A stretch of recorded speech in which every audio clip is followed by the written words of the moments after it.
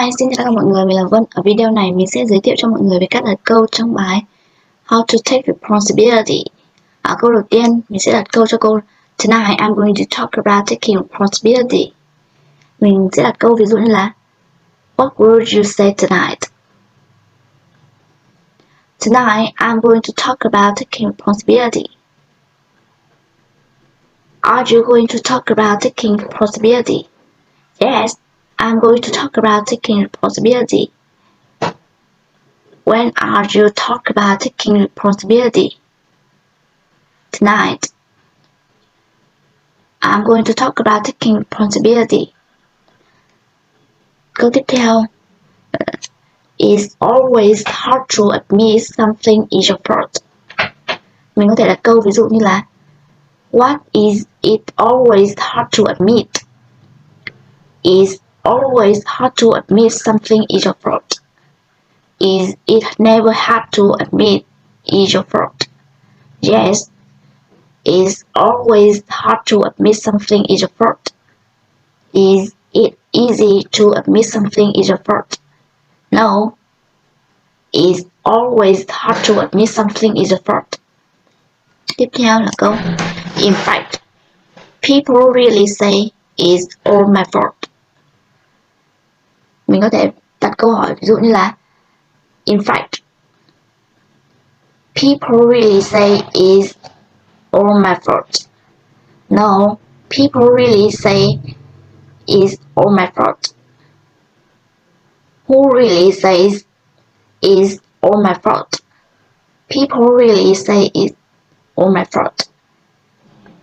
In fact, what do people really say? In fact, people really say it's all my fault. Câu tiếp theo là People always make excuses or say it is somebody else's fault. Mình sẽ đặt câu hỏi ví dụ như là Do people always make excuses or say it's somebody else's fault? Yes, people always make excuses or say it's somebody else's fault. Who really makes excuses or say it's somebody else's fault? People always make excuses or say it's somebody else's fault.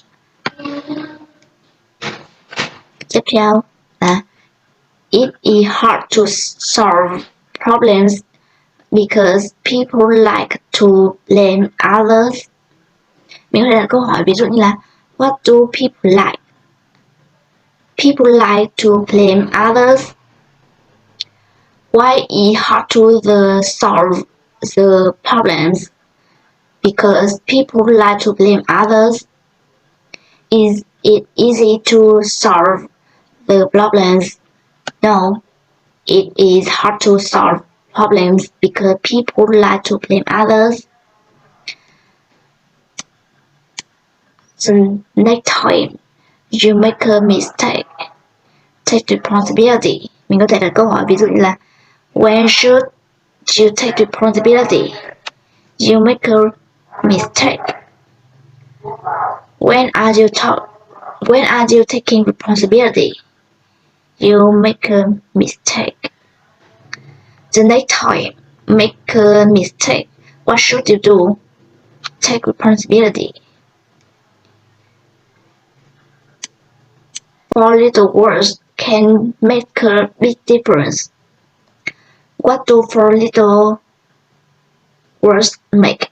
Four little words can make a big difference. Can four words make a big difference? Yes, four little words can make a big difference. Try saying is all my fault. What do you try to say? Try say is all my fault.